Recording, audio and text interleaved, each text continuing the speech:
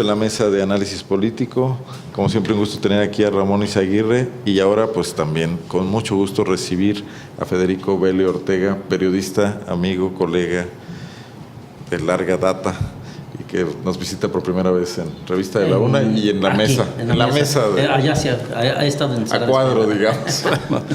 Federico Vélez además es historiador del periodismo guanajuatense, cosa que se me hace un valor agregado importante, porque hay una importante historia en el periodismo de Guanajuato que los periodistas no vemos por estar en la talacha diaria. Así es. Tú ya te volviste también académico e investigador. Pues por mi cuenta, porque no tengo espacio académico, lo estoy haciendo por mi cuenta. Ya lo tendrás. Oigan, bueno, invitamos a un periodista, Ramón, por el hecho de que no podemos dejar pasar desapercibido, aunque haya abundado mucho, por fortuna, el análisis, la crítica, el juicio sobre los acontecimientos de la semana pasada, el jueves de la semana pasada, donde por primera vez en Guanajuato un ataque contra una periodista pasa pues de las palabras a los hechos, ¿no? Y exacto, resulta afectada dos jóvenes periodistas del Heraldo de León en la corresponsalía de Silao, Carla Janet Silva y Adriana Palacios. No ha sido mencionado tanto el caso de Adriana Palacios. Ella no fue golpeada, pero igual resultó intimidada, igual vivió ese momento donde llegaron 3 personas a irrumpir en la oficina de este diario y a atacarlas a ellas y destrozar las cosas y robarse algunas, todo lo que ya se ha venido sabiendo. Bueno, pues la idea es ver qué pasa ahí, qué nos indica del momento que vive Guanajuato, qué nos dicen las reacciones que también se han venido dando y también qué debe ocurrir con estos hechos que deben quedar como una clara señal de una situación que no debe volver a pasar, como un tema que no se debe tolerar en absoluto, ¿no? Bueno, yo lo anotaría primero en el ámbito nacional. Desde hace varios años se está comentando que México como país es un espacio de alto riesgo para el ejercicio periodístico y se ha comparado el ejercicio periodístico que se ejerce en varias partes del país con el que se ejerce en zonas de guerra y por el riesgo que corren los periodistas.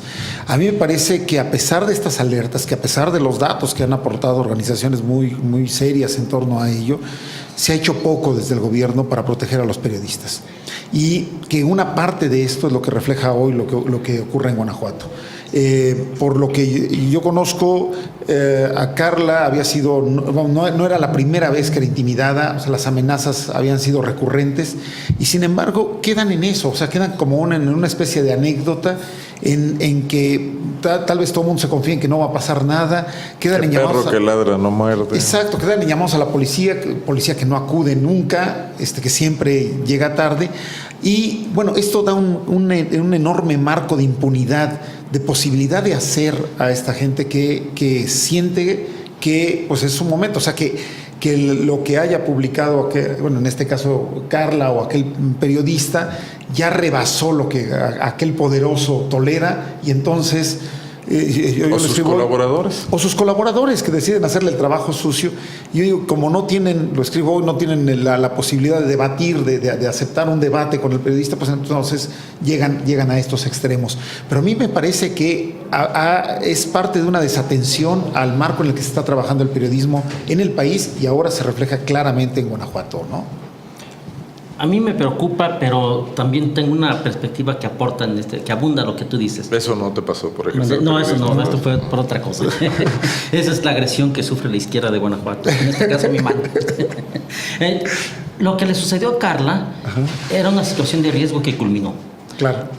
Desde que empecé a reportear en el Estado en 1986, siempre vivimos aspectos intimidantes, algunas agresiones diversas, situaciones también de conflicto del trabajo reporteril con las fuentes y que se reflejaba en la relación de las fuentes con las empresas. Constantemente, pero lo minimizábamos. Recuerdo que éramos un grupo de jóvenes reporteros Nota Roja y un comandante de la Policía Judicial nos apuntó con una metralleta. Las amenazas que hicieron jefes de policía diferentes reporteros, por ejemplo Paco Mares, que lo llegaron a amenazar directamente, insultos. Sí, históricamente se han dado elementos que no pasaban a más, pero que ya preludiaban que existía un riesgo latente de una agresión mayor y que llegó a estos niveles.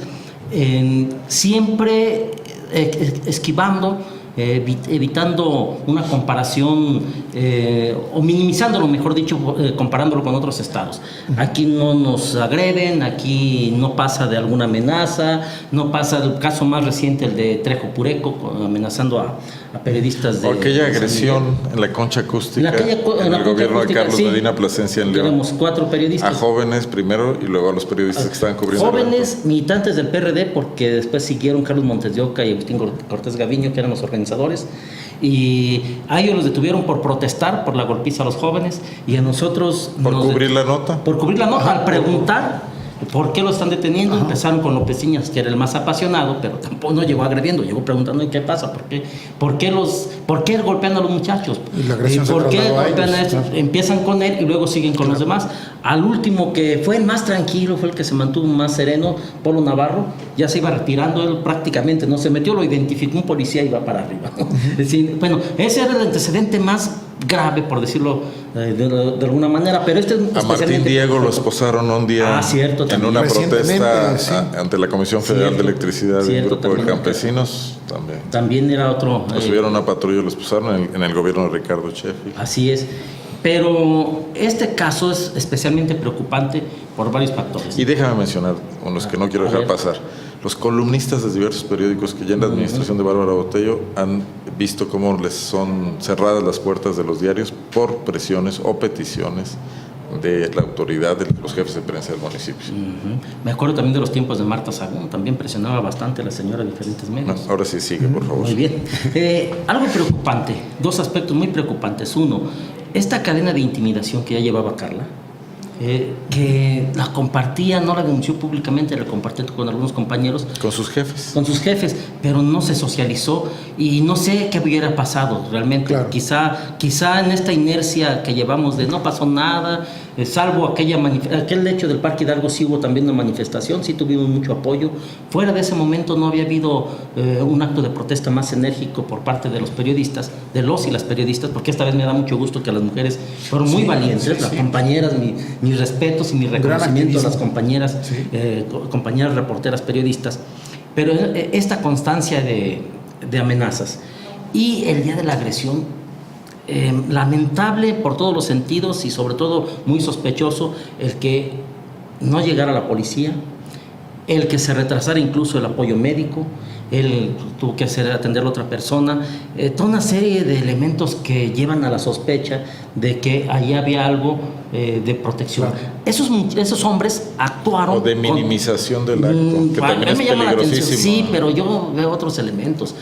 Esos hombres actuaron con total impunidad, a estar amenazando. Cubiertos. Llegaban, se hacían visibles. Exacto. Eso de alguien que dice, a mí me vale. Sabían que actuaban para alguien poderoso, que los podía cuidar. Que los podía cuidar, así es, ¿no? Y la manera de golpear, pues también va más allá del típico susto. Ha pasado que hay asaltos sospechosos, hay accidentes sospechosos, que este compañero pues ha estado muy... Aquí era un acto intimidatorio directo. Así es, directo. Ese es el mensaje. Esa es la parte más grave, que se escaló de esas sospechas que a veces se tenían. Alguien está muy bravo y resulta que un día que se fue a echar unas copitas, lo golpearon sospechosamente, ¿no? Una bronca de cantina. Pues sí, pero muy sospechosa, muy No, rara. aquí es en el lugar de trabajo. Así es, en el lugar de trabajo, en el momento de trabajo, por condiciones de su producción periodística. Es un hecho muy, se muy quiso lamentable. hacerlo estruendoso y evidente porque la pueden haber atacado saliendo de la oficina a llegar a su casa y no, fue ahí en el lugar de trabajo. Se quería ser ostensiblemente desafiantes, ¿no? Y lo grave, ni siquiera disfrazarlo. Yo les he comentado, son capaces de salir, si detienen a estos hombres, de salir que era un robo porque se llevaron el celular y la computadora, ¿no? Pero ahí el bájale de huevos a tus notas. Un ladrón, digamos, profesional trata de llevarse lo más posible y no dañar a las víctimas a menos que pongan resistencia. O dañar a las dos. Claro. Hubieran tenido una agresión, fueron directos contra ella. Bueno, la otra compañera sufrió también violencia psicológica, también tuvo una agresión, pues pero violencia estar en ese física de momento Carla, sí, debe ser pero bastante fue insultada, traumatizante, fue amedrentada, pero lo de Carla es impresionante, o sea, es la manera... Sí, una gran saña, ¿no? Sí, porque además la vulnerabilidad física también de la compañera, es una compañera chaparrita, delgadita, No, bueno, hasta un grandote contra 3 tipos ahí violentos, no se puede hacer nada. No, ahora, este signo marca cosas, el hecho de lo abiertamente desafiante. La víctima fue escogida, era alguien que se oponía a una autoridad o que la había criticado. Ahora, la autoridad ha manejado la posibilidad de que la quieran afectar con este hecho. Pero yo no veo en el caso del presidente municipal de Silao una actitud inteligente, una actitud de indignación justa y genuina. O sea, a mí me preocuparía mucho que en el lugar que yo gobierno, el territorio en el que yo ejerzo la autoridad, la casa donde yo soy el jefe de la familia, pase algo que se escape a mi control. Yo no quiero quedarme en la hipótesis de que él pueda ser responsable o que sus funcionarios puedan ser responsables. Incluso me pongo en la hipótesis de que un adversario político de él quisiera meterlo en un problema. Incluso así veo que el alcalde no tiene los reflejos políticos para salir y mandar el mensaje correcto. Que el mensaje correcto es: esto no debe pasar y vamos a coadyuvar. Ese es un punto importante, ¿no? Porque yo no lo veo con una gran disposición a colaborar en esto. O sea, hay varios espacios, hay varios vacíos. Digo, es obvio, ¿no? La investigación, pues en principio queda en manos de la Procuraduría General de Justicia, ¿no? Entiendo que con participación de la Fiscalía Especial para Delitos contra Periodistas, pero esa es una parte de la investigación. Yo no veo a la alcaldía de Silao colaborando. Esto de qué hicieron, qué parte incluso, cuál es el parte que tiene el alcalde, qué hicieron sus policías, o sea, los horarios en los que son llamados y acuden. Es esta parte que le toca a él investigar y le toca a él ponerla en manos de la Procuraduría, en manos de quien está llevando a cabo la investigación.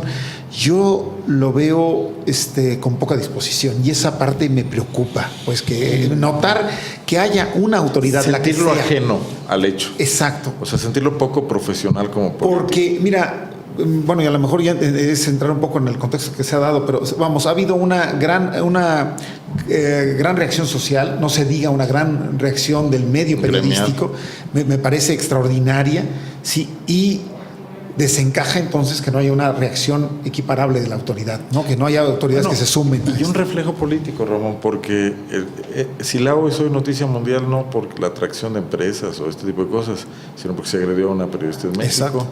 Esto está en las portadas de muchos diarios internacionales, está en los organismos de defensores de derechos humanos, en Procuraduría, en la Comisión Interamericana de Derechos Humanos, la ONU, sus órganos especializados en materia de libertad de expresión. Si yo fuera el alcalde de Silao, me preocuparía que mi administración fuese a trascender por esto. Claro. Sería el más interesado en que hubiera un esclarecimiento rápido y a fondo. Rápido y muy eficiente. No ha hablado con el Procurador de Justicia, solo con su secretario particular. No ha ido a visitar a Carla Silva. Me parece que, insisto, si quiere o no quiere ir es su problema, pero el mensaje que manda como primera autoridad es muy grave porque él no está de este lado. Si no está del otro lado, del lado de los agresores, está en un limbo. Exacto. Muy perjudicial para un político. Este limbo se reflejó en la actitud que tuvo ayer, es la escena que está en este momento al aire, en esa actitud que tuvo de displicencia de un guión de evasión, un guión de resignación, de temer inculparse al... Me dio la impresión de que alguien le dijo que si condenaba abiertamente, que si enérgicamente rechazaba, se iba a poner en el plan de una representación de papel de un cínico. O de una gran soberbia también. Sí, ¿no? claro. Alguien, no tiene nada que ver con no sé si fue decisión de él o alguien se lo aconsejó, pero queda en este papel de alguien que reconoce que le sirvió la agresión a la periodista. Vamos a hacer una breve pausa para continuar con el tema. Regresando, si les parece, seguimos en el tema de la agresión contra 2 periodistas guanajuatenses en Silao después de esta pausa.